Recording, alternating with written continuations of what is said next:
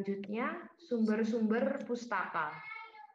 Sumber-sumber pustaka ini bisa berasal dari abstrak hasil penelitian, misalkan seperti itu. Kemudian indeks, review, jurnal, buku referensi, dan yang terakhir internet. Dari sumber-sumber pustaka ini yang paling rentan itu ada di internet yang terkait tentang ini apa namanya kajian empirik ya. Kalau empirik nanti kan berasal dari satu masalah kayak gitu di tempat penelitian kita. Nah, untuk masalah-masalah itu biasanya dipublish di media kabar elektronik kayak gitu ya. Jadi kalau kalian ngambilnya itu dari blog atau web pribadi kayak gitu, usahakan jangan ngambilnya dari situ. Jadi dari Kompas atau dari media Indonesia atau dari CNN, ininya dari berita yang memang kredibel kayak gitu ya. Agak riskannya di situ. Terus kemudian kalau kalian ngambil data misalkan, ini contohnya kemarin ya. Jadi ada yang asistensi ke saya, kemudian datanya itu ngambilnya dari Wikipedia. Data luas lahan suatu pasar gitu. Jadi kalau luas lahan suatu pasar ya memang Wikipedia mempermudah ya. Tapi kalau misalkan tempatnya dekat, misalkan di Batu kayak gitu, ya usahakan langsung aja ke dinas terkait di Kota Batu atau mengunjungi webnya. Web penanggung pasar itu biasanya apa ya? Dinas Perhubungan kali ya. Nah, jadi langsung buka web di dinas terkait. Jadi lebih mudah seperti itu daripada ngambilnya nantinya di Wikipedia yang belum tentu kredibel. Oke, indeks. Indeks ini menyediakan judul-judul buku yang disusun berdasarkan deskripsi utama masing-masing buku, namun tidak menyediakan abstraknya. Ini indeks ya.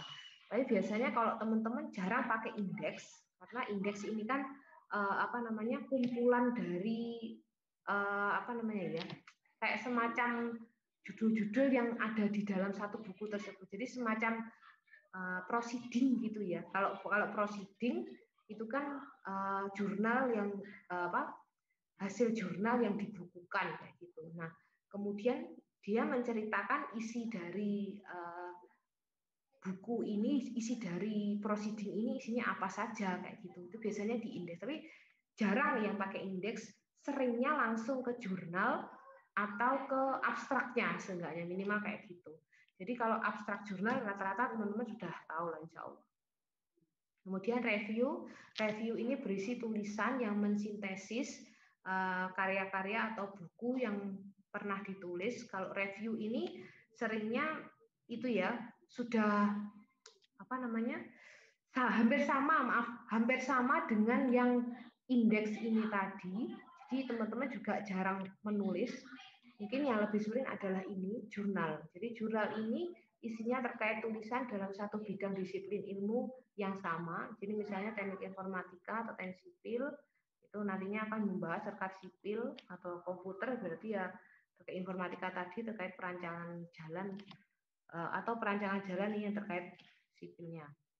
Nah, kemudian untuk jurnal sendiri hati-hati dengan jurnal yang predator. Jadi kalau misalkan teman-teman nanti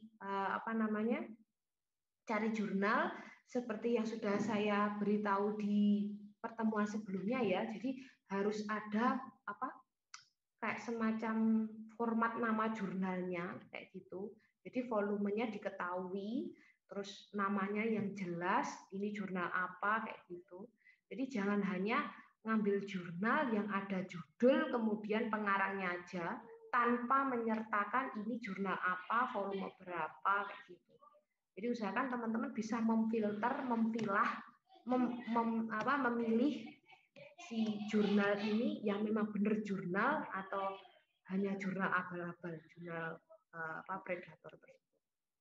Kemudian buku referensi. Jadi buku referensi ini buku yang tulisan umum dalam disiplin ilmu tertentu. Jadi yang terkait dengan variabelmu gitu untuk buku referensi. Bisa pinjam di perpustakaan atau bisa pinjam di perpustakaan fakultas, silakan, perpustakaan universitas atau fakultas, atau teman-teman juga bisa cari buku-bukunya e-book sekarang banyak di internet kayak gitu daripada membeli ya. Jadi mending download boleh. Nah, kemudian pencarian pustaka.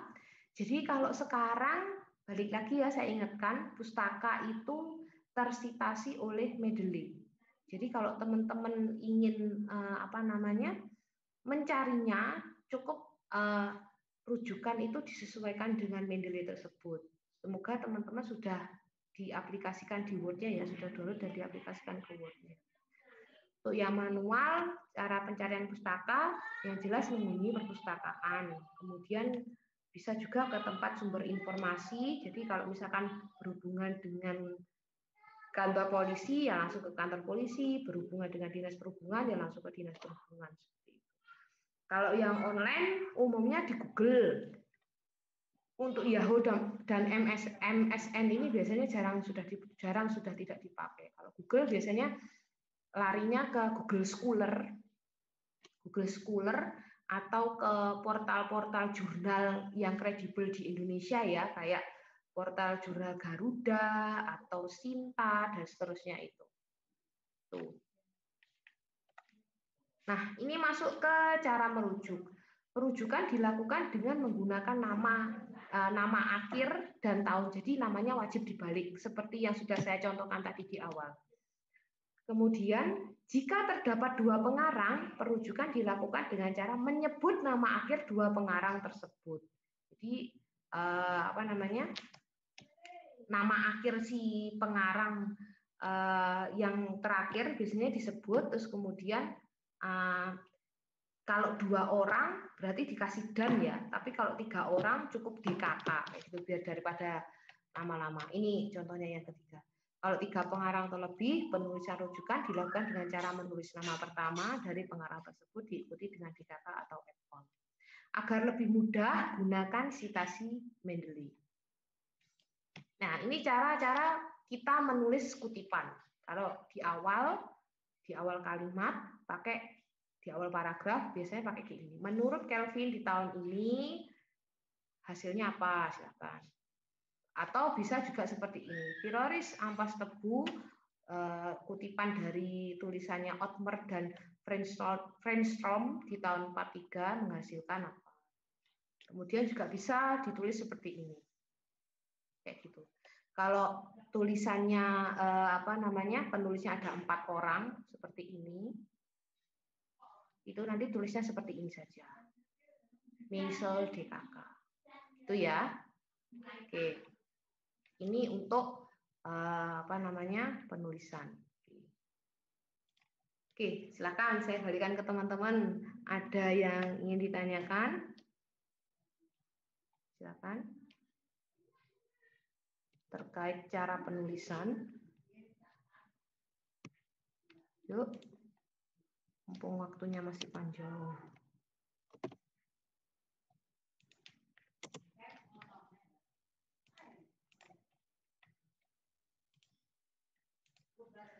Yang belum mengaktifkan videonya, silakan diaktifkan.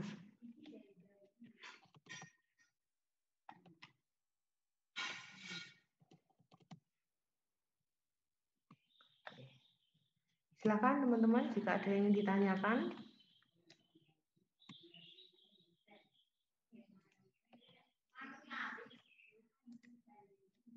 Yuk, silakan. Bu, saya masih bingung terkait sub-sub variabel. Ada yang masih bingung itu enggak?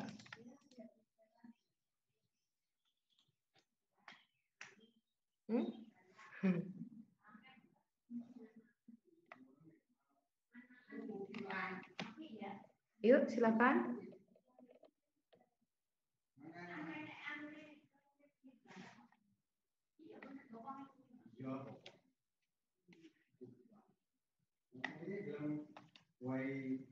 Tidak ada yang tanyakan? Kalau untuk materi yang sudah saya unggah di Google Classroom, itu sama saja. Cuma saya nulis judulnya kajian teori ya. Itu sama saja dengan landasan teori ini. Di situ saya tulis lebih ke cara penulisan kutipan kayak gitu.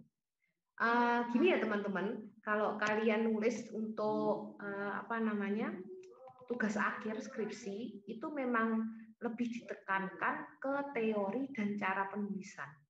Sebab kenapa? Output kalian nantinya saat membuat Bu, saya ingin bertanya, Bu. Ya, silakan Jenny, kaget saya. Oke.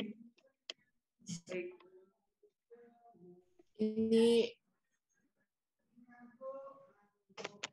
Ini seandainya begini, Bu, ini mengenai judul proposal saya kan mengenai tentang analisis tentang pengkroposan, toh, Bu.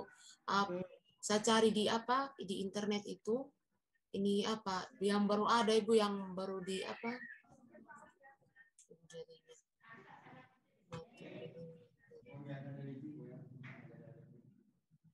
Mohon maaf, Bu, ini bisa dengar suara saya soalnya jaringan. Iya. Silakan, Jen.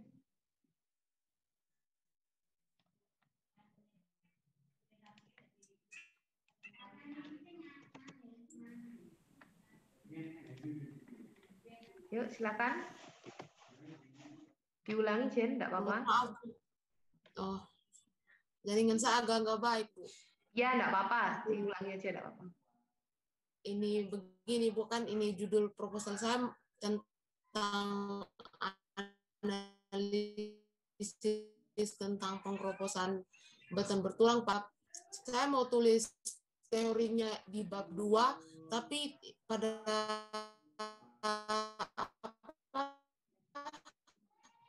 saya cari teorinya di Google, belum ada, Pak? Kajian tentang ini plat lantai itu pengkroposan, hanya yang ada itu tentang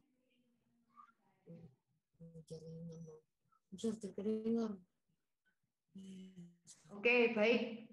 Jadi kendalanya Jenny ini mau nulis landasan teori, cuma jurnalnya agak susah dicari gitu ya.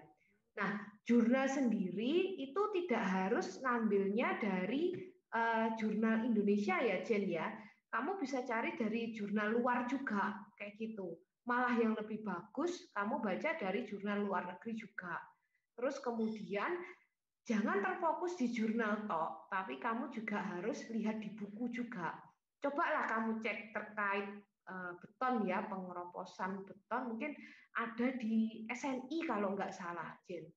Standar Nasional Indonesia. Coba dilihat di peraturan SNI, kayaknya terkait dengan pengeroposan beton itu ada di peraturan-peraturan. Nah itu bisa kamu angkat, bisa nanti kamu tulis di landasan teori. Kayak gitu. Itu jawaban dari saya. Gimana, Jenny? baik, Bu. Oke. Untuk teman-teman yang lain, gimana?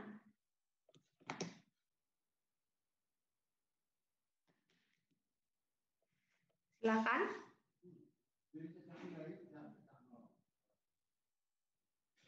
Oke, baik.